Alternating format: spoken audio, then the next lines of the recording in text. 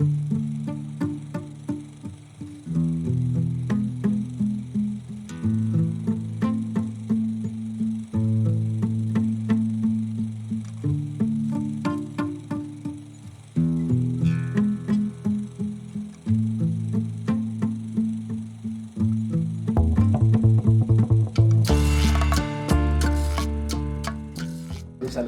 buddy. So here I am with Noel Rojo, a photographer I admire a lot. Honestly, I love his work. And I have the chance to spend a lot of time with him here in Oaxaca, Mexico. It's been fun.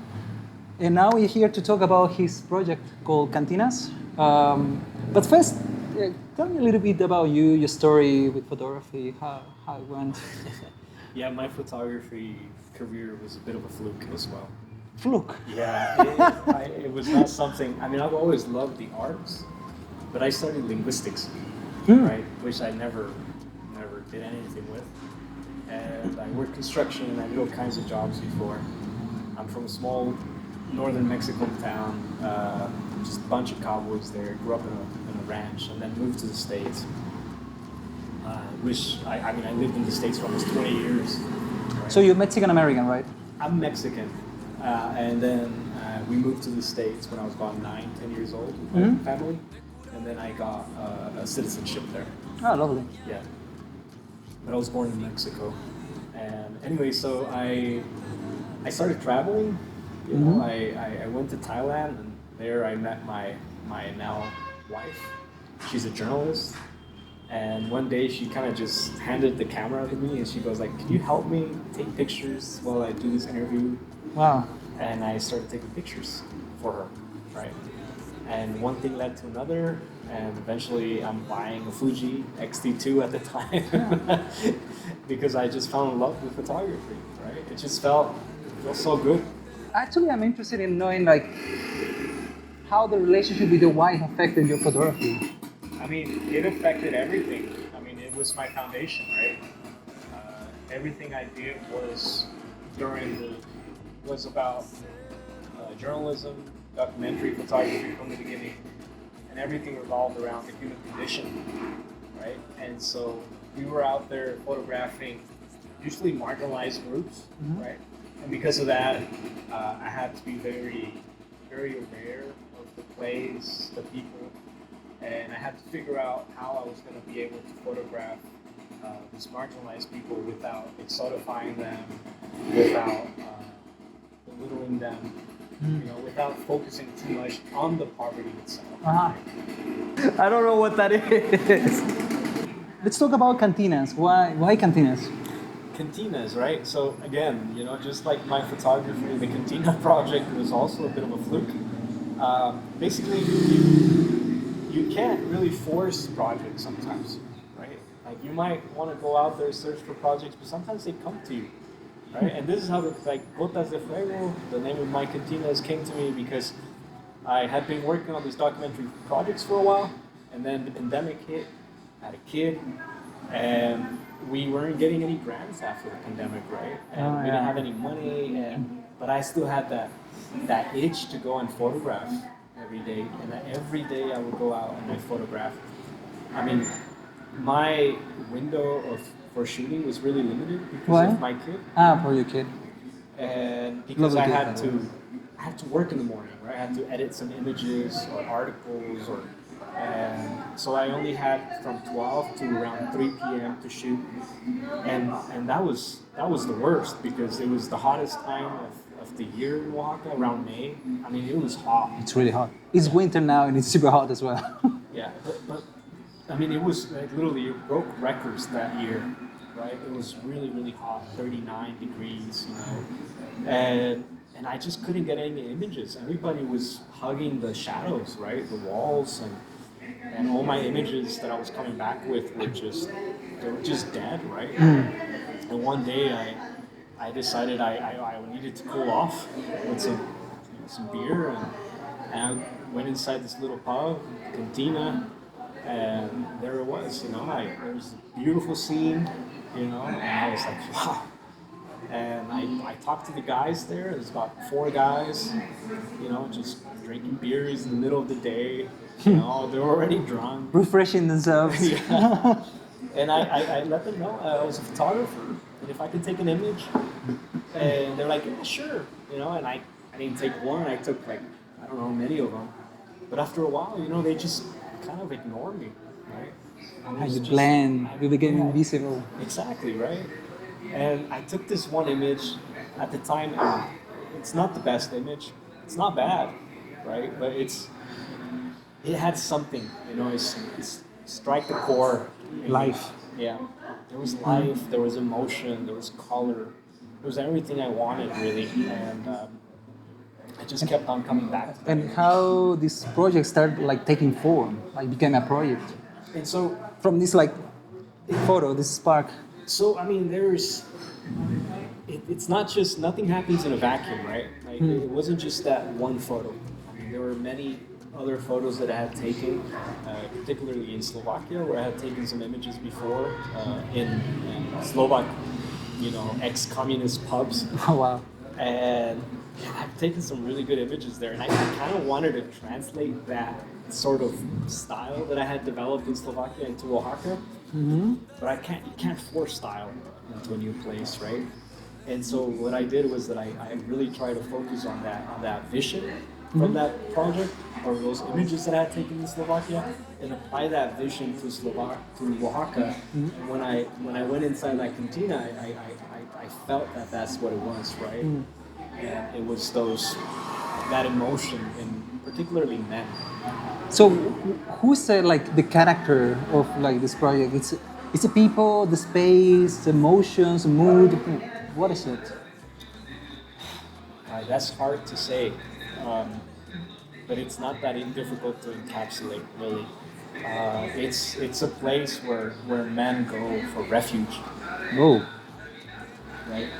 It's a place where men go and feel, because we are in just like Slovakia too, you know. I mean, there's a whole word for this, you know, machismo, you know, that comes from here.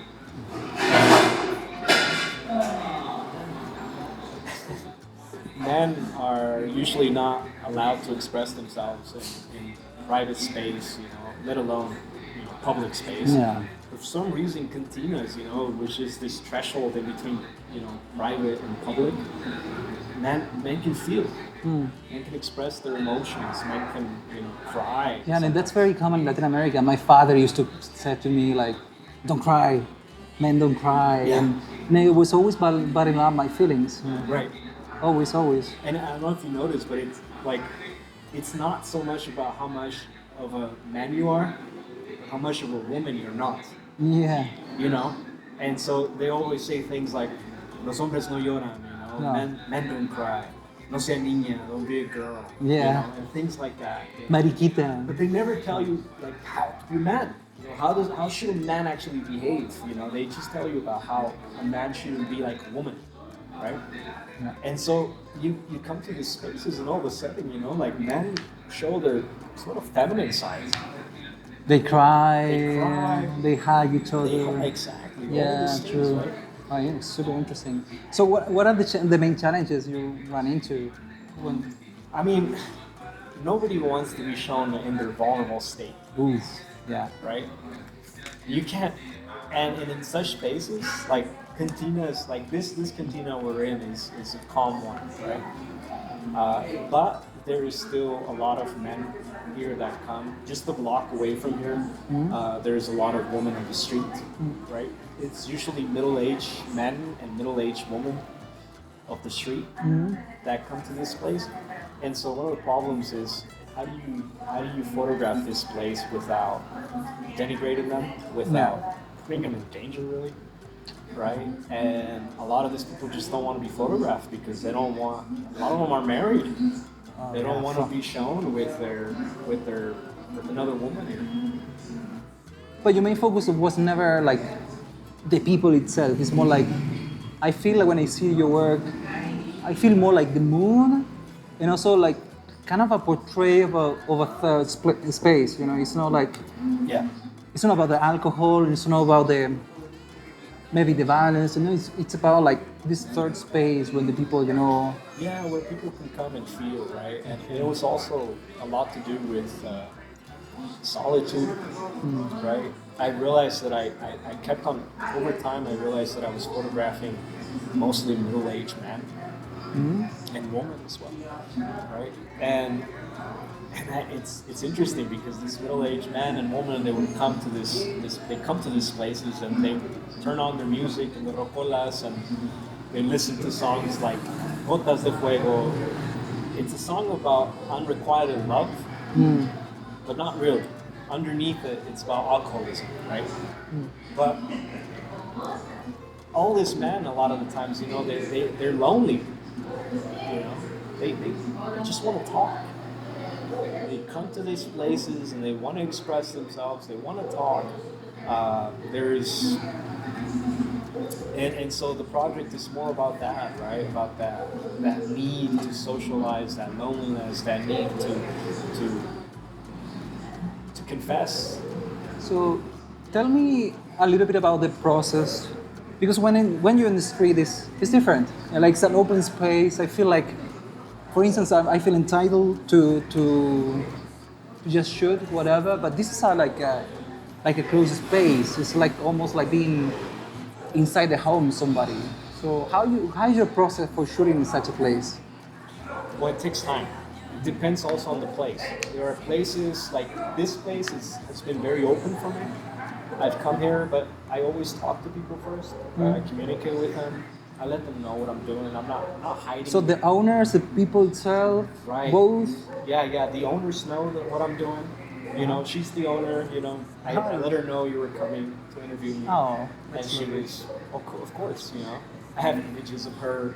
Before she cannot drink anymore. She's got a lot of medicines now. But before, she was drinking a few beers. Have a few images of her. The waiters usually know me. The patrons know me. But it's an almost 4-year project now. 4 year. I was going three times a week. I think this project is gonna be a bomb. This is like, it goes beyond time, Yeah. It's a portrayal of like a slice of time because these places are disappearing. Yeah. But also I feel like it's beyond that. Especially for the mood, this feeling. Why are you telling me about that, like the relationship with the man that I never thought about when I was looking at the images, and now I think about it. It gets another layer of deepness that I wasn't aware of, and it's quite impressive. 4 years. So when like the project is closing, it's getting to an end, when you have enough photos, so how do you feel that the process is finishing? I mean, for me, I just felt that I had said what I wanted to say, right? Mm-hmm. Like, I can stay a whole lifetime documenting these places, right?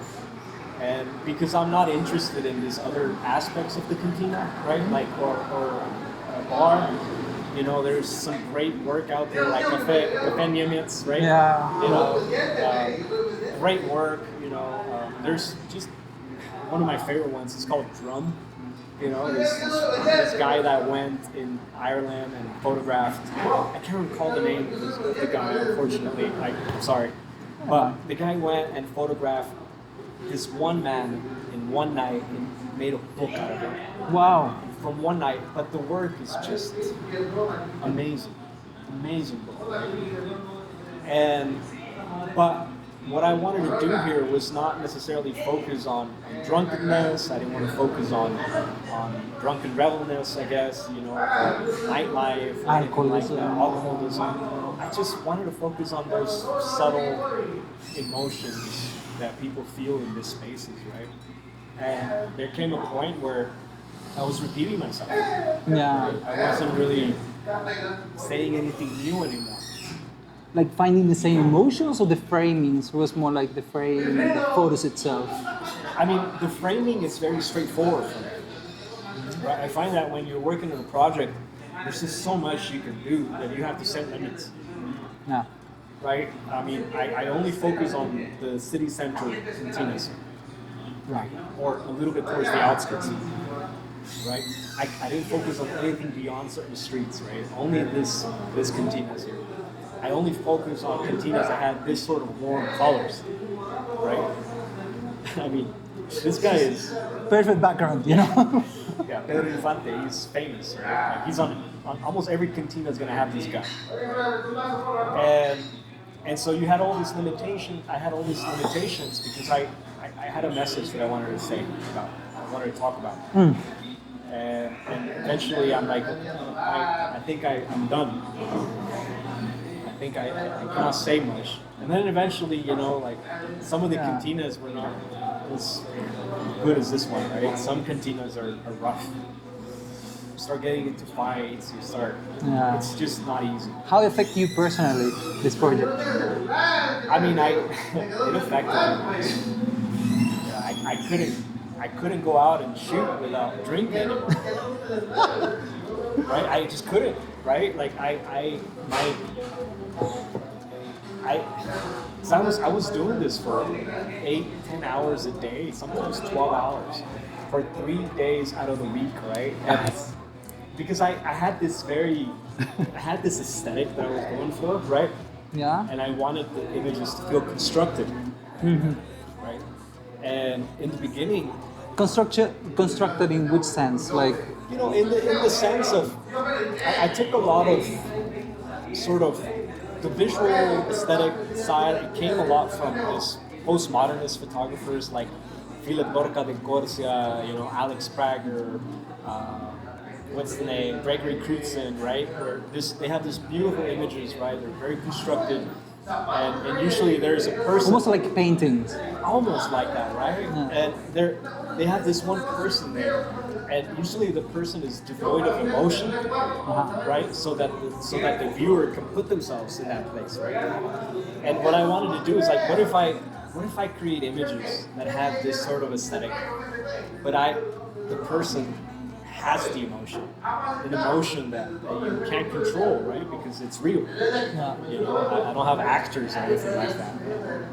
Yeah, that's a beautiful part. You almost like some of the photos almost look like a set, like a cinema set. Yeah. Like it's like everything is perfect. The lighting, the motions, the grittiness of the walls. Like it's almost like a set in a movie. Yeah, and that was something I was really going for. I mean, I would spend so much time in these places, look where the light was coming. You know, like here, around 3 p.m., the light hits this, there's a little slit here in this door, and it goes into this wall, and there's this beautiful light there, right? And almost like an interrogation sign, you know? Sorry, exclamation sign, right? And things like that, and I would draw them. Drawings, you know, where I was drawing the scene that I wanted to get. So you had the frame and the photo basically like created before. You just needed the emotion to fit in, but you had the frame almost ready in your mind. Exactly. Yeah. That was a lot of the times. That's how it was. Right? Yeah, that's why it looks like beyond reality. You know, it is like it looks too good sometimes. You know, I love it, and it looks like too good, but at the same time real. You know, I can feel the emotions, and I think playing with that thing, you know, stretching that reality to the point, it's almost breaking. It's almost not real, but it is real. You know, you feel it's real. I think you play like amazingly well in that point. Yeah, and I think that's where it was, right? I wanted the scene, the background to be constructed, but I couldn't control the characters, right, or the people. That's why it took time. It takes a lot of time. I mean, cheers. I mean, it's amazing. Thank you. I hope it comes out soon in the book. That's the plan, right? I do have some people working on the book now, some editors, and hopefully by next year. How many photos you have already, like more or less? I mean, I have hundreds, but I printed about 500 images, but selected I have about 200 that I'm proud of. 200. And there, how many like you want to have in the book, more or less? 60 to 80 maybe. Oh my, it's just a sweet spot, I think. 80 maximum, I think. Yeah, it depends also, you know, I have some ideas of maybe showing a scene or two, you know, where there's multiple images, you know. But in general, like around 80. So, what advice you have for people who is like looking for a project and don't find anything that they want to say in particular? You have any advice for like either finding a project or let yourself be drawn by a project? Like sometimes you have to be open, like what you expressed before. Like what's your advice in that regard? I think my advice is to not look at projects as an artist, but more like a scientist. Science. Yeah. Okay, develop that. No, seriously, I mean it, right? Like, for me, this project was an exploration of emotion, of solitude, of despair, of melancholy. But it doesn't sound like a science project, it's more like anthropologic. In a way, but you apply the same sort of scientific approaches, right? Like, I was curious how I was going to portray these emotions that are not visible, right? You can't photograph internal processes, right? But when you go out there and you're curious about how you're going to do that, you can create any project you want.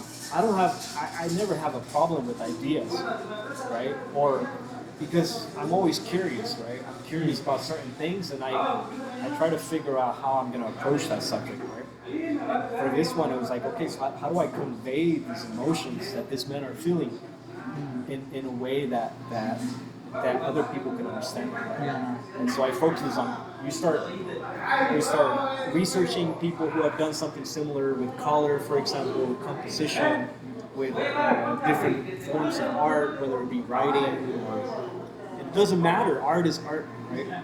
But you take from that and you develop a sort of a scientific approach to it, and it's great. What about patience? Oh, you need that. You need a lot of patience. Yeah, you need that. But not every project requires this much time, right? There are projects that require, it depends, right? I have a language project, with my wife, and I thought it was going to be a project that was, for many years, but we published an article, and I feel like I have nothing more to say, right? So it's also important to let go sometimes, to say like, okay, it's enough. Yeah. And now I need to let it go, make a book like you're doing now. Make a book, release it as an article, a zine, something, but you need closure. Yeah. It's that ritual, of closing something so that you can move on to something more. Lovely. Well, thank you so much for this time, this lovely talk. Now we are gonna enjoy some beers. Mine's almost gone now, so cheers, we'll man. get some more. You gotta get some more. Cheers. So thank you so much for watching. I hope you enjoyed this talk, and subscribe, comment, check the link down below, because whenever he's publishing the book, the link is gonna be in this video for you to go to find it and buy it. It's gonna be amazing. I'm certain. So, cheers, folks. Thank you.